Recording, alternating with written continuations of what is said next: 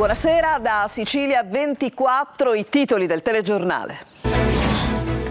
Emergenza idrica, sempre più numerosi i comuni con l'acqua razionata nell'Agrigentino. Il prefetto ha deciso di requisire i pozzi privati. Intanto alla Regione raggiunto un accordo con la Coldiretti per alleviare i disagi della categoria.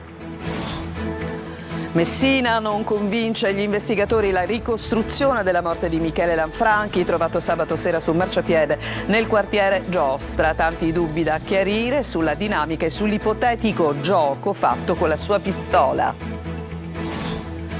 Un duplice omicidio distrugge il sogno di una famiglia siciliana emigrata in Inghilterra. Fermato un 63enne accusato di lesioni e omicidio nei confronti della moglie e del figlio di lei. Sconvolta l'intera comunità di Mussomeli, paese d'origine di vittime e carnefice.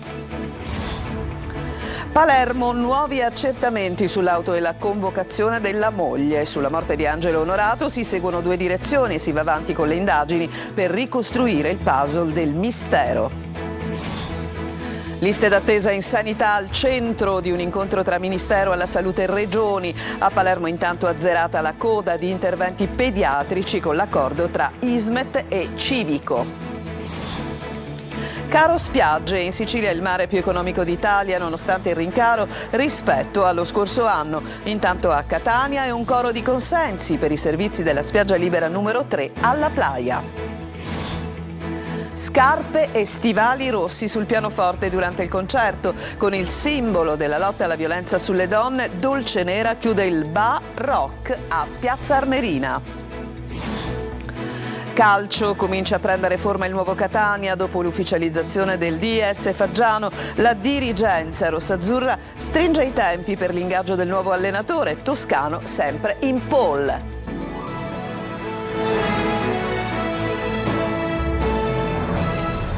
Ancora ben trovati e apriamo il nostro telegiornale occupandoci dell'emergenza idrica. Sono sempre di più i comuni siciliani che hanno deciso di razionare l'acqua. La situazione più critica è nell'Agrigentino, dove tra l'altro il prefetto ha anche deciso di requisire i pozzi privati. Intanto smobilitano gli agricoltori perché è stato raggiunto un accordo con la Regione per alleviare i disagi della categoria, ma ci dice tutto Lorena Dolci. Voucher per comprare il fieno, regolamento per contrastare la fauna selvatica, consulte di agricoltori da affiancare ai commissari dei consorzi di bonifica. Dopo 7 giorni di presidio davanti a Palazzo d'Orlean e una trattativa serrata con gli agricoltori, il presidente Schifani ha sottoscritto tutti i punti proposti da Coldiretti, tra cui la costituzione di un tavolo politico. Un tavolo politico che da mesi chiedevamo, perché bisognerà affrontare tutte le problematiche che purtroppo la siccità sta portando sulla Sicilia. Gli agricoltori tolgono così le tende e portano a casa un primo risultato per i campi a secco e allevamenti allo stremo. Ma l'acqua manca anche nelle case. Sono ormai decine i comuni in cui viene razionata, come a Gela, dove è stata programmata la distribuzione ogni 3 giorni. La situazione più critica resta ad Agrigento e provincia, dove monta la rabbia dei cittadini. Il prefetto romano ha deciso di requisire i pozzi privati e ha chiesto alla regione di autorizzare il riciclo dell'acqua nelle attività industriali per poter dirottare alle famiglie l'acqua potabile. Anche a Favara si è deciso di ridurre la fornitura alle zone dove è ubicato, fra l'altro, il carcere, mentre i turni di distribuzione si allungano. Noi abbiamo turni di 8-10 giorni e a volte non riusciamo neanche a rispettarli e questo diventa gravissimo, soprattutto con i cittadini che in questo momento hanno i nervi a fior di pelle, li capisco, hanno pure ragione, ma devono capire bene che acqua non ce n'è e se non ce n'è non ne possiamo dare. A Sciacca a peggiorare la situazione è lo sciopero delle autobotti private che penalizza soprattutto alberghi, residenze, bar e ristoranti. Cittadini e titolari di attività produttive chiedono al sindaco Fabio Termine un intervento di protezione civile per attivare forniture urgenti di acqua e provare ad alleviare i disagi della popolazione e delle attività economiche. Non convince del tutto gli investigatori la ricostruzione della morte del giovane Michele Lanfranchi, trovato sabato sera sul marciapiede del quartiere Giostra a Messina. Gli investigatori sono infatti al lavoro per cercare di capire meglio la dinamica dei fatti. Francesco Triolo. La dinamica dei fatti, quella raccontata dagli amici di Michele Lanfranchi sulla morte del 19enne, non convincerebbe fino in fondo gli investigatori. Il corpo è stato ritrovato sul marciapiede della via Michelangelo Rizzo con la pistola in mano, una 7,65, vicino sarebbe stato trovato anche un bossolo e quindi gli investigatori non escludono nessuna pista e vogliono verificare ancora le varie informazioni. Al lavoro gli uomini e la squadra mobile coordinati dal sostituto procuratore Liliana Todaro che stanno vagliando le testimonianze raccolte finora, quelle dell'amico presso cui il giovane si trovava sabato sera, della sua compagna, dei genitori di lui.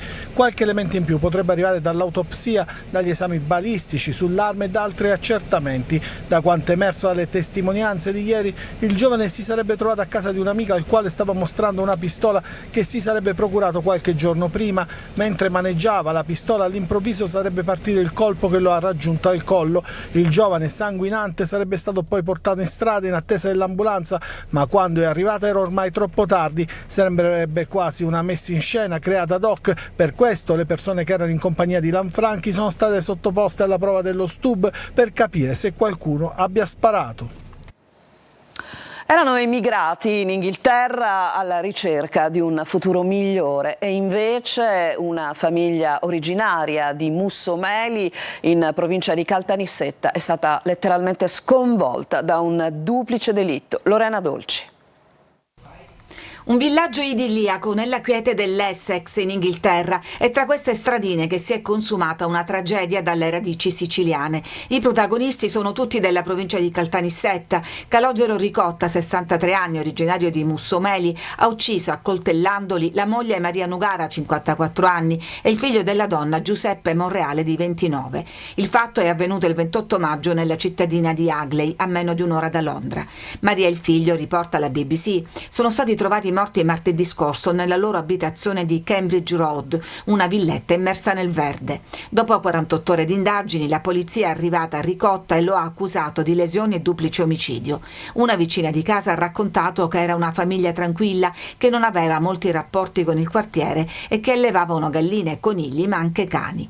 La donna era partita anni fa per cercare un futuro migliore, così come il figlio, nato da una relazione precedente. Si erano uniti a quella generazione di immigrati che qui avevano trovato un certo benessere. Migliaia di persone che, malgrado ciò, però hanno mantenuto un grandissimo legame con la loro terra di origine e soprattutto hanno costruito dei legami forti tra di loro, al tempo stesso integrandosi in modo perfetto con la comunità locale. Nessun indizio ancora sul movente. Certamente non ci sono motivi economici, non lasciavano trasparire certamente situazioni di disagio. Ecco, questo è ancora di più il rammarico che viene fuori.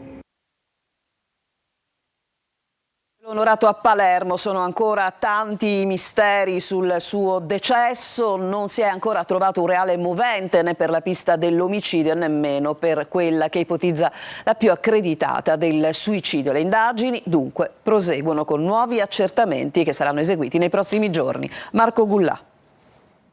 Nuovi accertamenti, indagini e poi anche la convocazione della moglie. Sulla morte di Angelo Onorato si seguono due direzioni, si va avanti con le indagini per ricostruire il puzzle del mistero. Dal punto di vista tecnico-scientifico, la famiglia dell'imprenditore trovato morto dentro la sua auto è stata informata che in settimana saranno eseguiti ulteriori esami dopo che è stata effettuata l'autopsia e restituito il corpo. Accertamenti anche tossicologici su tessuti e campioni prelevati prima di consegnare la salma ai parenti e celebrare il funerale. I poliziotti della squadra mobile al contempo cercano risposte nella rete di relazioni, si analizzano cellulare, computer e GPS per tracciare contatti e spostamenti. Onorato negli ultimi tempi era preoccupato, ma stando alle tantissime persone finora sentite non avrebbe confidato i dettagli delle sue paure né alla famiglia né agli amici più cari. Tutto potrebbe ruotare attorno agli interessi dell'imprenditore su un terreno a Capaci, terreno su cui Onorato voleva costruire un residence. Relazioni, contatti e un mistero ancora da risolvere. Suicidio o omicidio? E se si trattasse di suicidio, pista privilegiata dagli inquirenti, perché Onorato si sarebbe tolto la vita? Un ventenne, Dario Mortellaro, è deceduto in un incidente stradale sulla statale 118 tra Prizzi e Palazzo Adriano. Si sono scontrati un'auto e un tir. Per il giovane automobilista di Santo Stefano di Quisquinia non c'è stato nulla da fare. Per la morte di Dario, figlio di un ex assessore comunale, il sindaco di Santo Stefano Quisquinia, Francesco Cacciatore, e l'arciprete hanno annullato tutti gli eventi della giornata per la festa di Santa Rosalia, patrona del paese. Sarà poi proclamato il lutto cittadino nella giornata dei funerali.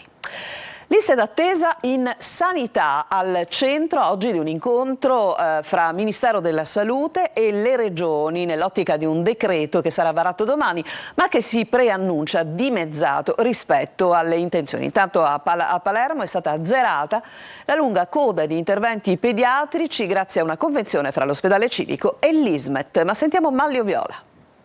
Visite anche nei weekend negli ambulatori pubblici e negli ospedali, straordinari per il personale sanitario per usare la diagnostica per immagini anche fuori orario e sempre nei weekend, e convenzioni fra strutture sanitarie pubbliche. Tutto per abbattere il più velocemente possibile le liste d'attesa in sanità create dagli effetti del Covid, ma in Sicilia anche da ritardi cronici del sistema. Sono alcuni dei provvedimenti che saranno presenti nel decreto sanità che il Ministero della Salute si prepara a varare domani e sul quale si è tenuto un confronto nel pomeriggio a Roma fra Ministero e Regioni. Il decreto costerà circa 300 milioni di euro, ma la Sicilia, in virtù dello statuto speciale, non è coinvolta in prima persona. Poche le risorse, ma quello che i tecnici dell'assessorato hanno fatto notare sono più le questioni normative sulle quali ci sarà un approfondimento. Intanto si azzerano le lunghe liste d'attesa per un intervento in ambito pediatrico a Palermo grazie a una convenzione fra l'ospedale civico e l'Ismet per smaltire la coda dell'ospedale pediatrico di Cristina. Proprio l'Ismet rende noto che restano soltanto 2 gli interventi da eseguire del lungo elenco trasmesso a fine marzo. Si tratta di rinvii dovuti ad esigenze delle famiglie, interventi che saranno comunque eseguiti nei prossimi giorni. Tornando al piano nazionale, il decreto liste d'attesa sarà varato domani dal Consiglio dei Ministri, ma conterrà soltanto la parte più urgente dei provvedimenti e poche risorse. Il resto dovrà aspettare un disegno di legge vero e proprio che sarà presentato soltanto dopo le elezioni. Adesso ci fermiamo per una breve pausa, ritorniamo tra poco e ci occuperemo delle mete preferite dai catanesi in particolare per le vacanze estive. A tra poco.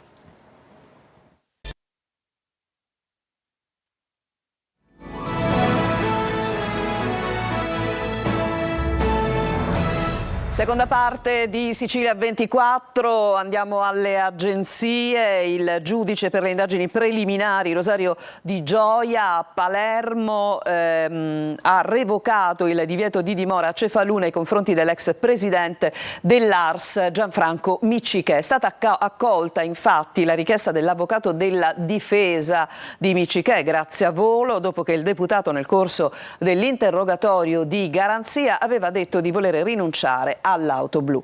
Miccichè, lo ricordiamo, è indagato insieme all'autista dell'Assemblea regionale siciliana Maurizio Messina per peculato falso e truffa nell'ambito dell'utilizzo della macchina di servizio.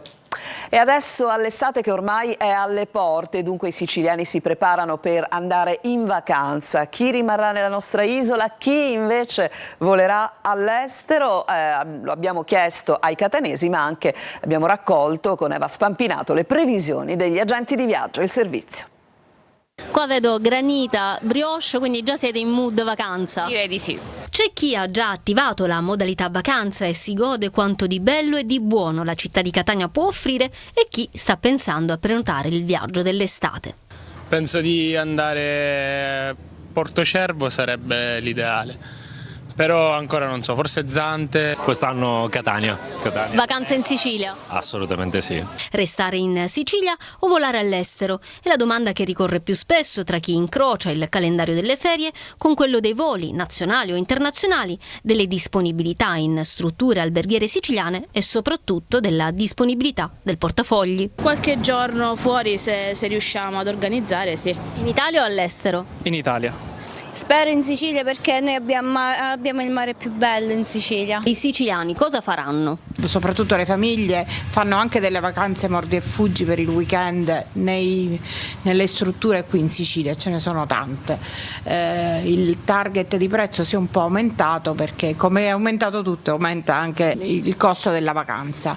E poi abbiamo qualche difficoltà con la Grecia perché sono stati cancellati tanti voli che c'erano l'anno scorso, tipo Mykonos, Santorini, non abbiamo più collegamenti, ma stiamo puntando anche su alcune destinazioni con dei tour che molti gradiscono tanto, come il Nord Europa, le crociere che vanno sempre molto bene, con una nave che è posizionata a Catania, navi che sono posizionate a Messina e Palermo. Mentre la Sicilia si conferma una delle mete italiane più ambite dal turismo di lusso. Soprattutto per il turismo di lusso, soprattutto anche per i matrimoni, quindi tutti quelli che sono, tutta quella che è l'accoglienza e l'organizzazione degli ospiti del matrimonio viene anche gestita in termini di visite, di accoglienza alberghiera, di transfer da chi ce lo richiede. Dunque saranno in tanti, lo abbiamo sentito, a scegliere le vacanze in Sicilia, e saranno dunque in tanti a poter godere anche dei prezzi più bassi per quanto riguarda le strutture balneari. A Catania siamo anche andati a vedere come i bagnanti si sono trovati nella spiaggia libera aperta, che è la spiaggia libera numero 3, pienamente promossa. Desiree Ferlito. Con l'apertura della stagione balneare si fanno i conti di quanto costerà alle famiglie e ai turisti il mare. Le spiagge siciliane si riconfermano ancora le più economiche d'Italia, ma allo stesso tempo tutti i servizi forniti dagli stabilimenti balneari di Catania, Palermo e Trapani sono più cari rispetto allo scorso anno. Noi stimiamo che l'aumento vada dal 5 al 7%, ma soprattutto se non sono stati fatti aumenti l'anno scorso, dove l'inflazione è stata ulteriore al 14%, più quell'inflazione che sta maturando quest'anno, credo che un aumento ci stia. Se contenuto entro il 10%, penso che sia anche fisiologico. Di contro i prezzi dei servizi nelle spiagge siciliane sono anche di molto inferiori alla media italiana, persino la metà in alcuni casi, come gli abbonamenti annuali negli stabilimenti balneari. A Catania la media di un abbonamento è 998 euro per tutta la stagione estiva, prezzo che arriva sino a 2.100 euro nelle altre regioni. Potremmo stare chissà quanto a parlare dei servizi che si danno alla playa di Catania. Quando in un prezzo ci sono compresi tutti questi servizi, bisogna fare bene i conti, e lo dicono le recensioni sulle nostre strutture, che sono assolutamente altissime. Intanto è ufficialmente aperta la stagione balneare a Catania, già operativa la spiaggia libera numero 3, pronta entro la settimana anche la 1 e la 2. Dico che è abbastanza attrezzata, ben pulita, una bella cosa per Catania. Ti è piaciuta la spiaggia libera numero 3? Sì, molto bella, già attrezzata rispetto all'altra che ancora non è aperta. Non sembra nemmeno una spiaggia libera quasi. Apriranno anche entro il 10 giugno i solarium del lungomare Ognina in anticipo rispetto allo scorso anno. La Sicilia come sempre scala le classifiche tra le mete turistiche predilette, ma è anche vero che è abitata da 5 milioni di siciliani che scelgono sempre più le strutture pubbliche per andare al mare senza spendere un patrimonio. Adesso la musica sul palco del Baroque Festival a Piazza Ermerina, siamo in provincia di Enna, sale il rispetto nei confronti della donna con il concerto di Dolcenera, che ha cantato tenendo sul pianoforte scarpe e stivali rossi, simbolo della lotta alla violenza sulle donne. Eva Spampinato. Quando pensiamo, no? Al rispetto per le donne, noi pensiamo a queste décolleté qui, guarda carucce, c'hanno anche il cuoricino. Si chiama Baroque ed è la fusione tra il rock e il barocco della Sicilia, di Piazza Armerina, che per il secondo anno porta in scena per 3 giorni un festival di musica e cultura.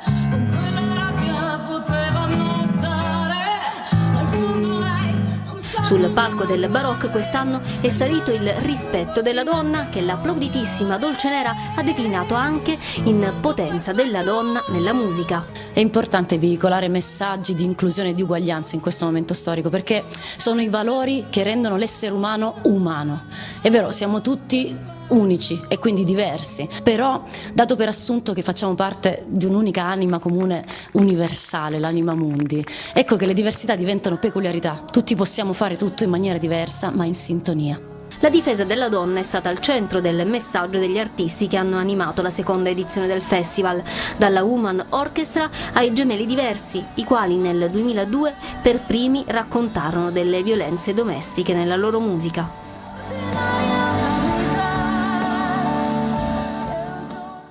Ci fermiamo ancora, in chiusura il calcio, in particolare con quella che sarà una settimana molto importante per il Catania Calcio. A tra poco.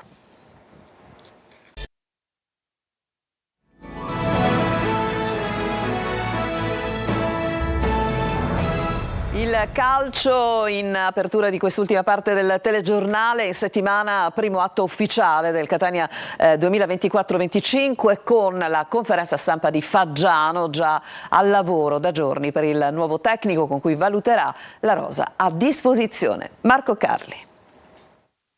Inizio di giugno importante in casa Catania, prima la formalità burocratica con un importante lavoro di documentazione dell'iscrizione al prossimo campionato, poi le parole del direttore sportivo Faggiano che sarà presentato alla stampa e infine il tecnico con Toscano sempre in pole, ma anche in questo caso con alcune formalità burocratiche da portare avanti. Faggiano già lavora da giorni, si valutano anche i giocatori a disposizione, ben 28, non sarebbero in molti quelli certi della conferma, ma tanto dipenderà dal nuovo tecnico e insieme a lui che il DS modellerà la squadra come ovvio che sia. E allora si torna al punto di partenza. Toscano che incontrerà il Cesena per liberarsi dal contratto in essere per la prossima stagione e che interessa anche al Padova, ma i veneti potrebbero anche confermare Oddo visto che potrebbero agire in regime di spending review.